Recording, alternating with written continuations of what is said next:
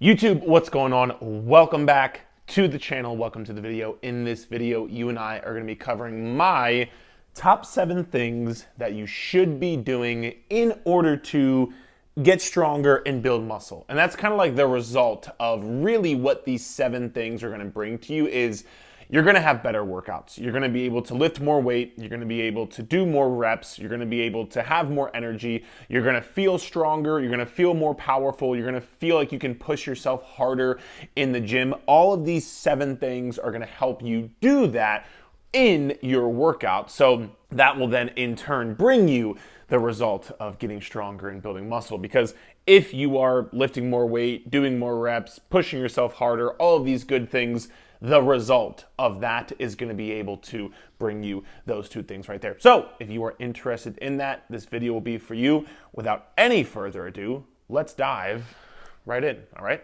The first thing you are going to do to help yourself have better workouts, lift more weights, do more reps is going to be, number 1, eating before your workout. Quite literally, food is fuel. I know some people are like, oh, food is more than fuel. I celebrate my holidays with food and it's a sentimental thing to me. Cool, that's fine. Food can be that as well. But in the littler aspect of things, food is fuel, especially protein and carbohydrates. Those 2 things are going to be fuel for your workouts. And so if you're having those 2 things before your workout, roughly about 30 to 90 minutes before your workout, you're giving your body, it's almost like you're injecting your body with more gasoline. You're injecting your body with diesel fuel, with like the supercharge. You ever played those like Midnight Club, or you ever played those like car racing games where they have like the nitric oxide boost in it? That's essentially what eating before your workout is going to bring to you. It's going to allow you to have more energy, more stamina, more endurance, more intensity, more focus, push harder, because carbohydrates are like the actual fuel source for your body. So roughly eating about 20 to 40 grams of carbs pre-workout is absolutely going to help you have a better workout. And protein as well, getting protein into your like bloodstream before your workout is going to help you be able to help mitigate that muscle protein breakdown so you don't get as fatigued, so you're able to, lift heavier weights for longer. Like I'm thinking right now, for example, let's just take like a squat, for example. Let's say on the first set of your squat, which we're going to talk about like sets and reps and stuff like that later, so hint, hint, stay around. But let's say for your first set of squats, you're doing 80 pounds for 6 reps, right? Let's say the second set, you can't get 80 pounds for 6 reps again because you feel it's too heavy, you feel run down, so on and so forth. But let's say if you're eating before your workout now, you can do all 3 sets of squats at 80 pounds for 6 reps, as opposed to having to do, let's say 80 pounds for 6 reps for the first set, but then 75 pounds for 5 reps for the second set, and then 70 pounds for 5 reps for the third set. You would see more muscle gain and strength gain progress over time if you lifted all 3 sets at 80 pounds for 6 reps, right? Because you're lifting more weight for more reps than you would if you had to back down each set. That's kind of how like I tend to tell people, eating before your workout can give you that little bit of extra push that you are looking for to really make sure your workouts kind of go in the way you want them to go, and you just have better performance overall. And I know I'm gonna get the question, Eric, I work out super early in the morning. What do I do? Oh my God. I know, I get it, I got you. I also work out earlier in the morning. And here's what I will say. Number 1, I would still try to encourage you to at least get something small. So whether it's like a protein shake and a Rice Krispie treat, whether, what I do, I have this as my breakfast every day at 4:30 in the morning. I have Rice Krispie cereal and I have a protein shake. So I mix up my protein powder and I pour my protein shake over my Rice Krispie cereal, and I have a Greek yogurt and a banana. That is my pre-workout meal. I have that around 4:30, and then I go and work out. Personally, I go and work out at about 6 a.m. So that's what I eat. But again, you could literally just do something as simple as like half a banana. You can do something as simple as like just some blueberries or strawberries or watermelon. You can do something as simple as having Rice Krispies or rice cakes or oatmeal or something that you can just like quickly get down. It doesn't have to be anything too heavy, but just getting something in is going to help you.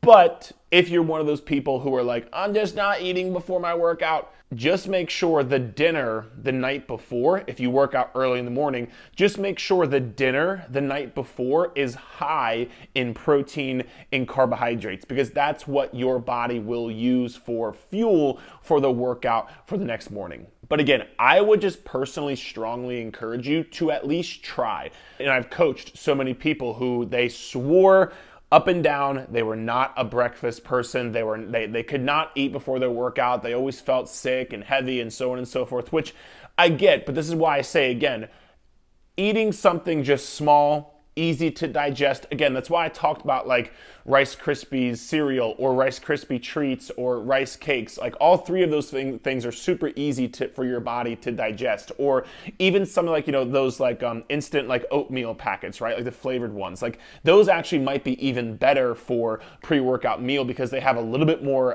sugar in them and they're faster digesting, so they can get into your bloodstream a bit quicker and so on and so forth. So something like those sugar packets, for example, protein shakes, Greek yogurt, whatever it is, get something into your system, roughly 20 to 30 grams of protein and 20 to 30 grams of carbs, roughly 30 to 90 minutes pre-workout, and that will absolutely help you to have a better workout. You'll feel stronger, be able to do all the, more weight, more reps, all of that good stuff.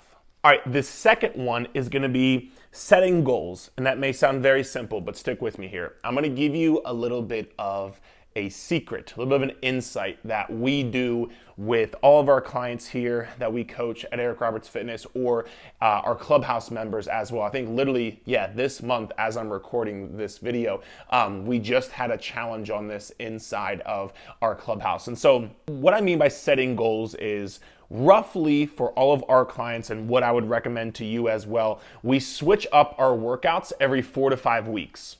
So every 4 to 5 weeks, basically every month, all of our members get a new workout program, right? With new exercises, new reps, new sets. It's a new everything, right? It's a new program.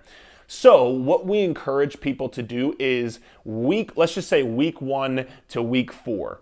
You're doing a barbell back squat, for example, and you are doing, on week 1, you did 3 sets of 5 reps at 100 pounds, right?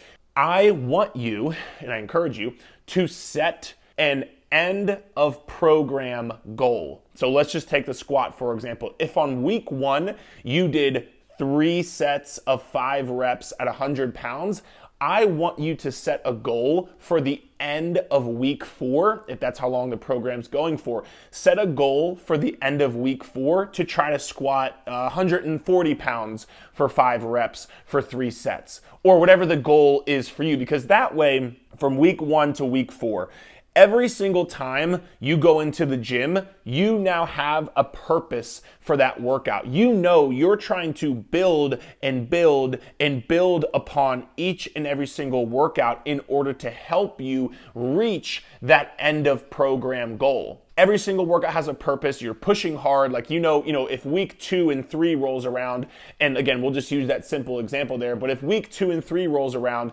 and your end of program goal is 140 pounds for 5 reps, and like that's what you're shooting for on that week, you're going to push hard in week 1, push hard in week 2, push hard in week 3.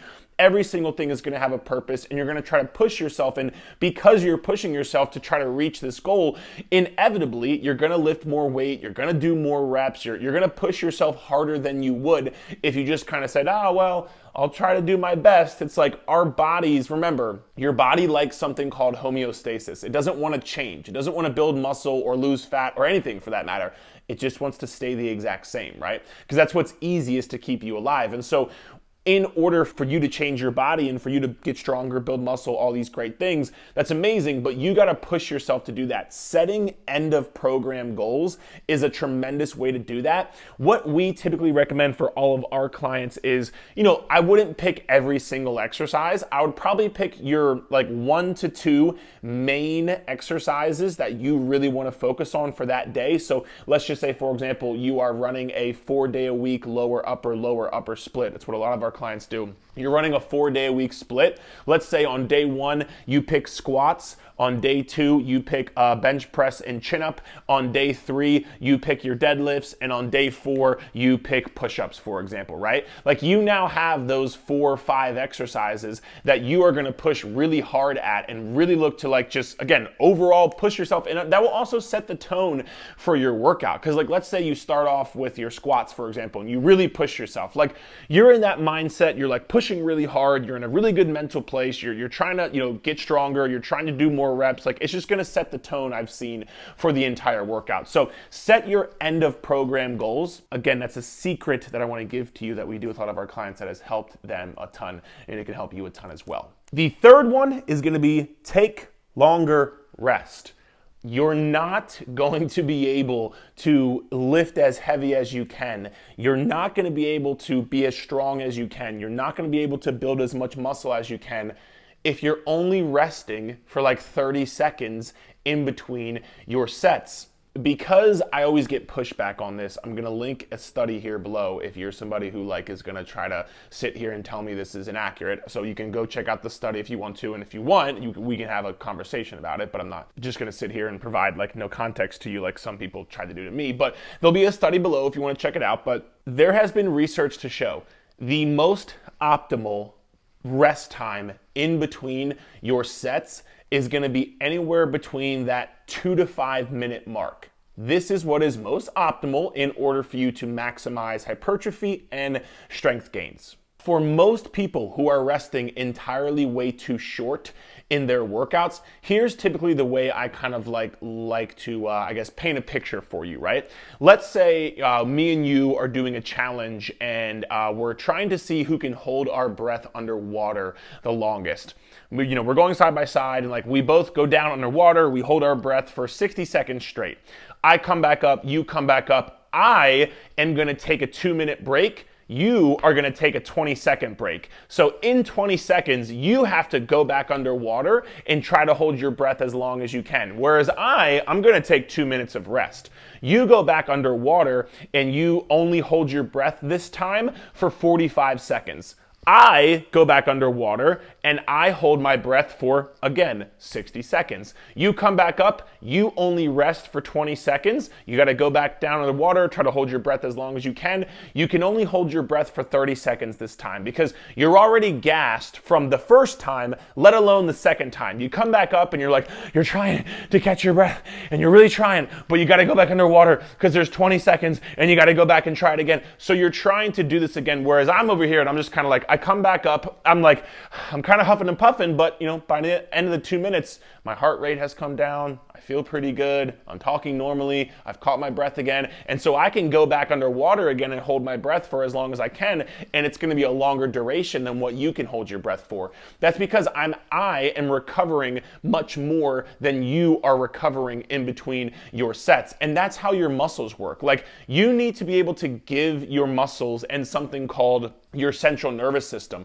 You need to give your muscles and your central nervous system time to recover so that they can push as hard as they possibly can in your next set. This right here has been single-handedly the biggest game changer for thousands of people have messaged me about this. It has been the biggest game changer for them because when you actually start to rest for roughly 2 to 5 minutes in between your sets, again, you're going into that next set so recovered. So you can lift more weight, you can do more reps, you can push yourself harder in that set than if you only rested for 20, 30, 40 seconds.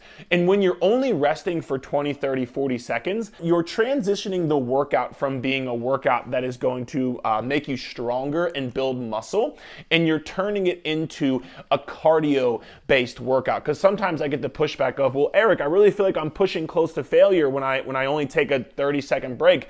You're pushing close to failure from a cardiovascular standpoint or from a muscular endurance standpoint. You're not necessarily pushing close to failure from a strength standpoint or from like a muscle contraction standpoint. It's more of your cardio or your muscular endurance. And so when you're able to rest for 2 to 5 minutes in between your sets, you transition away from like the limiting factor of that set being your cardiovascular system or muscular endurance system. And now you're actually working and taxing your strength building system, which when you actually tax your strength building system, the result that you are going to get from that is going to be building strength and building muscle. Whereas opposed to if you're only resting for 30 seconds in between your sets, because you're taxing your cardio and muscular endurance, the result is going to be your cardio and your muscular endurance might improve. But your strength and you building muscle is not going to improve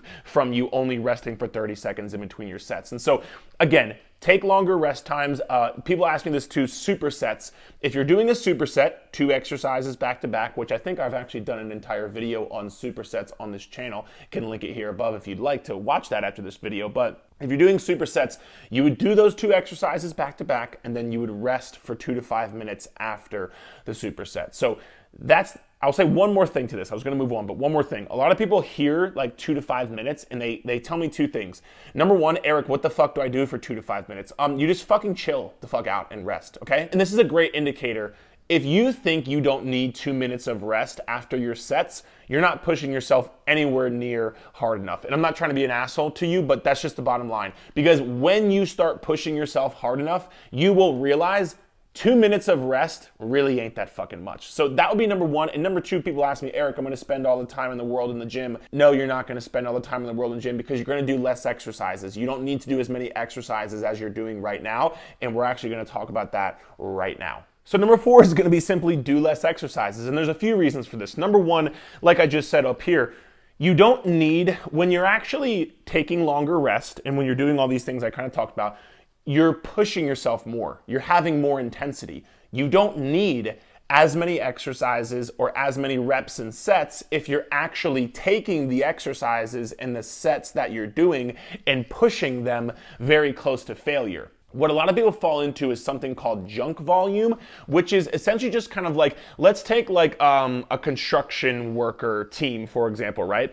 And let's say they're trying to build a house. And every single day they go to the work site, but like they kind of just like they're there, but they're kind of just like dicking off. Like they don't really get anything done. Maybe they sweep the floor a bit. Maybe they start to like weld some things together. But like, let's just say, a month goes by, 2 months goes by, and the home builder comes by and there's been no progress made, nothing at all. So the people are like, well, what the fuck are you guys doing all day? Like, oh, well, we're kind of working, but it's like nothing's actually getting done. There's no progress being made. They're just kind of like busily doing things kind of here and there that don't really add up to any progress being made. They're like working 8 hours a day, but they're not really accounting for anything. They're not really making progress, stacking progress on top of each other, actually building the foundation, the house, whatever it is.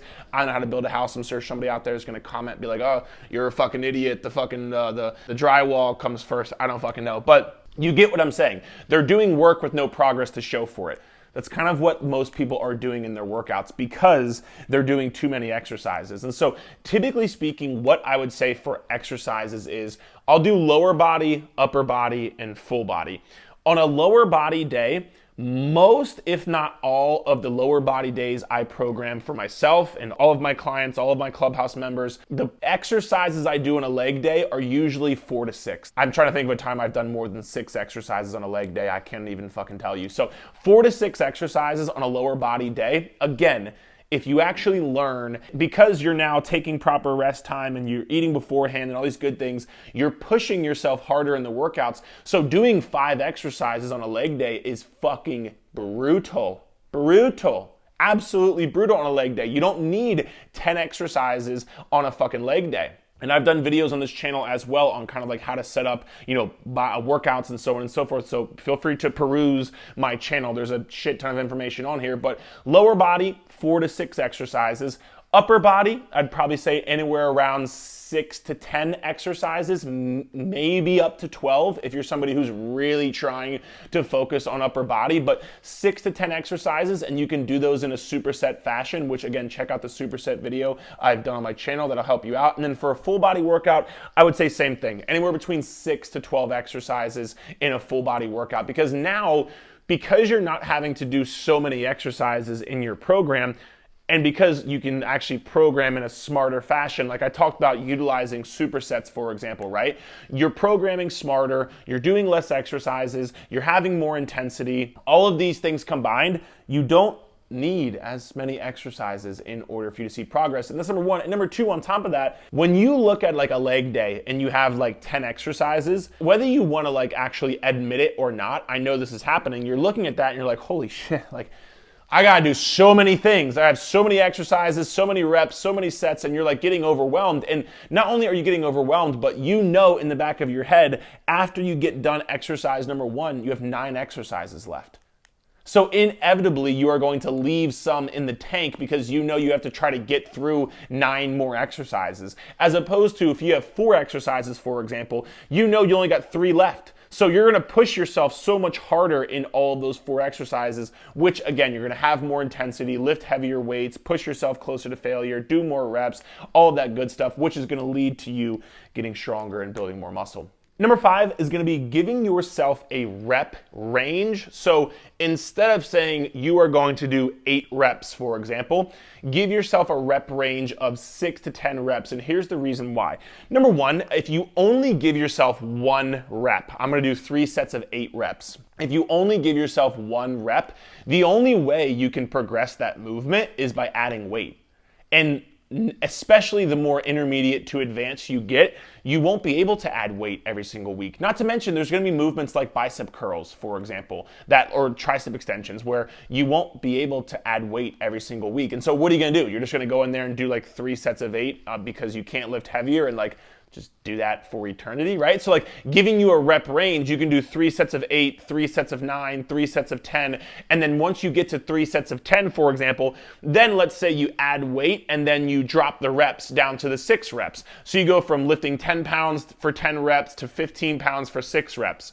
And then 15 pounds for 7 reps, 15 pounds for 8 reps. You see how much more progress you are now making and how much, you're pushing yourself closer to failure and just, again, overall making more progress. So a rep range just makes sense for most exercises that you are doing. But then also number 2, you can kind of think of it like this as well. I'll give you an example of what I did today earlier in my workout. I was doing a rep range of about 5 to 8 reps for my flat dumbbell chest press, right? The first set, I knew I could do 120-pound dumbbells for like 5 or 6 reps. I knew after that first set, I wasn't going to be able to get 5 reps again on that 120, on the 120s. But I did know I could probably do the 110s for about 6, 7, 8 reps after that. And so what I was able to do was I did the 120s for the first set, got 6 reps, I think. And then I was able to do 110s for, I think it was 8 and 7, right? So now, but if I only was doing 5 reps, for example, or if I was only doing 6 reps, I probably wouldn't even have done the 120s because I knew I was only going to get 1 set and it wouldn't be worth it and so on and so forth, right? So that's another like secret, kind of not secret, but just like a tip you can give yourself, which is if you have 3 sets and you have a rep range of 6 to 10 reps, maybe you take that first set, and we're going to talk about this here in a second as well, but maybe you take that first set, go as heavy as you can, maybe aim towards the bottom end of the rep range, and then once you know you won't be able to do that weight again, you can back off the weight and maybe increase the reps just a tad bit. Which leads me to the next point, which is please make sure you are doing proper warm-up sets. And I've done an entire podcast on working sets versus warm-up sets. I'll link that here below if you want to give it a listen. But essentially, there's a difference between your working sets and your warm-up sets, okay? Your working sets are sets that you take within 1 to 3 reps shy of failure. If you do not do that, It does not count towards your workout. So when your workout program says 3 sets of 8 to 12 reps, in set 1, you're kind of like, oh, this is kind of easy. And then set 2, you're like, all right, this is kind of hard. And then set 3, you're finally like, oh man, this is really difficult. I'm struggling on the last few reps.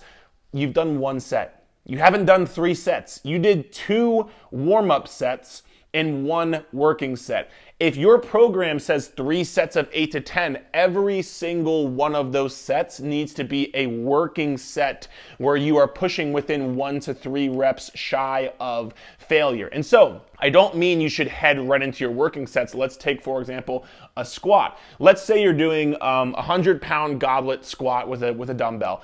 I don't suggest you going from like you walk right into the gym and you just go grab the 100-pound dumbbell and start lifting it, because you're probably going to get injured that way. Let's say you're doing 100 pounds for 3 sets of 8.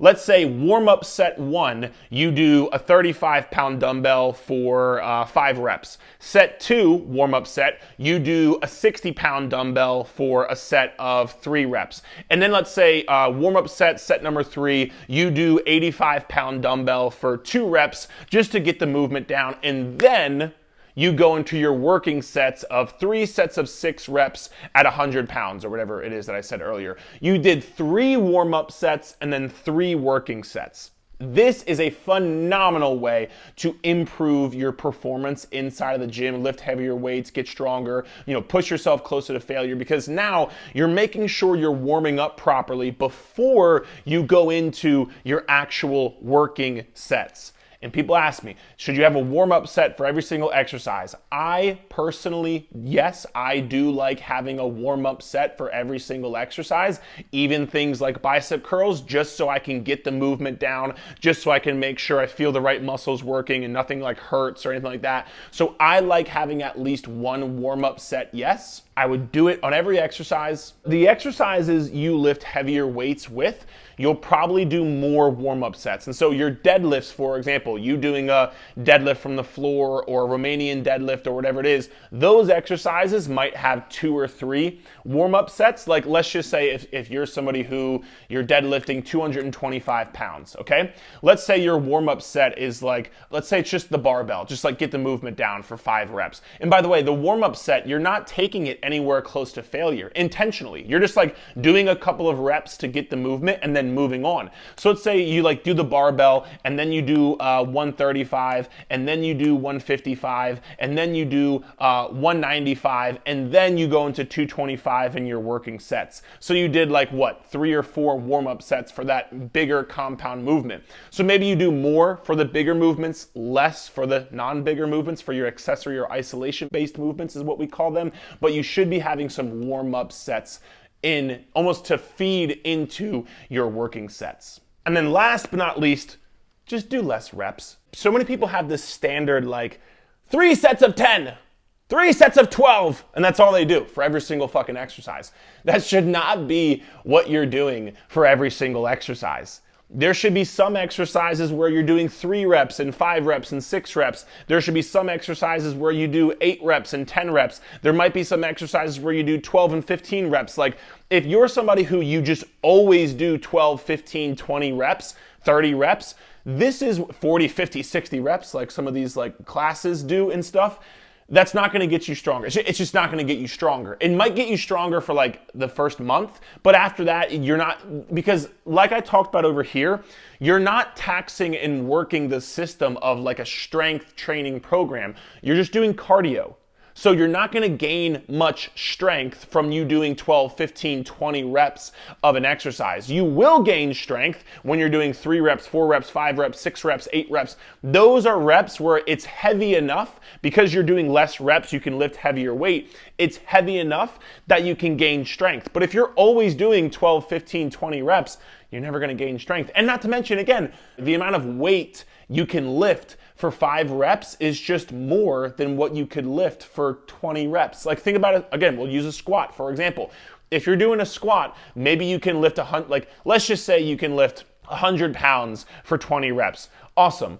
That probably means you can do let's just call it 250. It's that you can do 250 pounds for 4 reps. It's like you can lift automatically so much more weight if you just do less fucking reps. So do less reps in your workout. Stop sticking to only 12, 15, 20 reps.